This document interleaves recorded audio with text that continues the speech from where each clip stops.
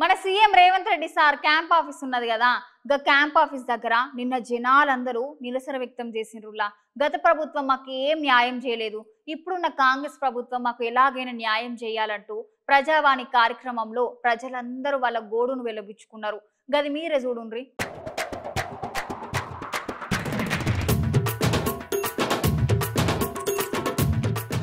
ప్రజావాణి కార్యక్రమం జరిగిందునుల్లా. ఆ ప్రజావాణి కార్యక్రమానికి జనాలందరూ వందల సంఖ్యలో ప్రజాభవన్ దగ్గరకు వచ్చిండ్రు. గట్లనే ప్రజాభవన్ లో అవుట్ సోర్సింగ్ ఏజెన్సీ విధానం వల్ల మా జీవితాలు రోడ్డున పడుతున్నాయి. తెలంగాణ రాష్ట్రంలో 2 లక్షల పైచిలకు ఉద్యోగులం ఉన్నాము. మాకైతే ఎలాగైనా న్యాయం జరగాలి. ఈ ఏజెన్సీ విధానం వల్ల మేమందరం నెలకు 5 నుంచి 7,000 రూపాయలు నష్టపోతున్నాం. ఈ విధానం వల్ల రాష్ట్రంలో ఉన్నటువంటి వివిధ జిల్లాలలో ఆత్మహత్యలు చేసుకుంటున్నారు. ఇలాంటి పరిస్థితి మాకు వద్దు. మా పైన దాడులు చేయడం, రాత్రికి రాత్రి ఉద్యోగాలు తీసేయడం లాంటివి చేస్తున్నారు. గత 15 సంవత్సరాల నుంచి ఈ ఉద్యోగాల మీదనే బ్రతుకు సాగిస్తున్నాము. మేమందరం ఇప్పుడు మా పరిస్థితి ఏంటి అని ఏజెన్సీ ఉద్యోగులు అడుగుతున్నారు. అట్లనే వికలాంగుల పెన్షన్ల విషయంలో ప్రభుత్వం ఎందుకు ఆలస్యం చేస్తుంది? దీనిపైన ప్రభుత్వం ఖచ్చితమైన చర్యలు తీసుకోవాలని, అదే విధంగా ఆర్టీసీ డిపార్ట్మెంట్ లో సస్పెండ్ అయిన వాళ్ళందరినీ తిరిగి వాళ్ళ ఉద్యోగం వాళ్ళు చేసుకునేటట్లు చేయాలని ప్రజావాణి కార్యక్రమంలో ప్రజాభవన్ దగ్గర వీళ్ళందరూ ఆందోళన చేపట్టిండ్రు.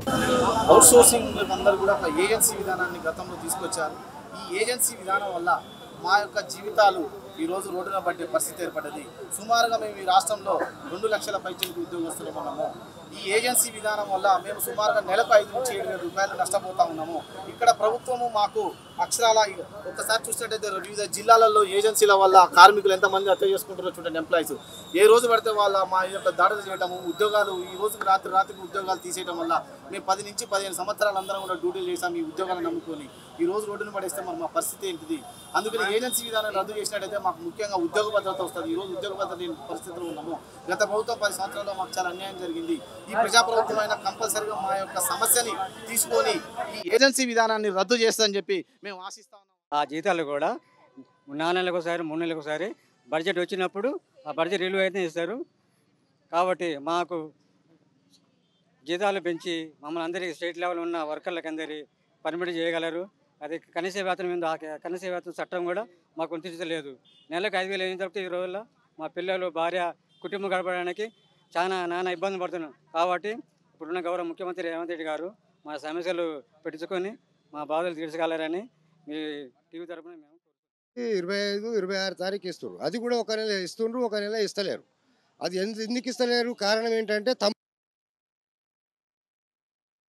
కనీసం కేసీఆర్ ప్రభుత్వం ఉన్నప్పటి సంది కూడా జరుగుతుంది ఇది. అది ఎప్పటి సంది ఉన్నాము.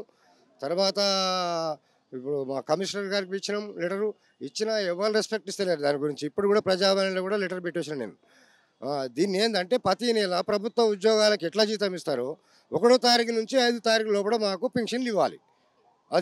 అది ఒకటి. తర్వాత సెకండ్ వచ్చి ఏంటంటే అవుట్ సోర్సింగ్ ఉద్యోగులు ఉన్నారు, వికలాంగులు. వాళ్ళకు పర్మనెంట్ ఇవ్వట్లేదు. వాళ్ళకు పర్మనెంట్ ఇవ్వాలి. ప్రభుత్వ భూములు ఇచ్చిర్రు. ఎప్పుడు తాత ముత్తాతల కాలం నుంచి ప్రభుత్వ భూములు భూములు ఉన్నాయి. వాళ్ళకు పట్టా పాస్బుక్లు లేవు. ఇప్పటికీ ఆ పాస్బుక్లు ఇవ్వాలి. ఈ రకరకాల సమస్యలతోటి మేము సతమతం అవుతున్నాం. కాబట్టి ఇప్పుడైనా రేవంత్ రెడ్డి ప్రభుత్వం ఖచ్చితంగా దీని మీద యాక్షన్ తీసుకొని వికలాంగుల సమస్యలు పరిష్కరించాలని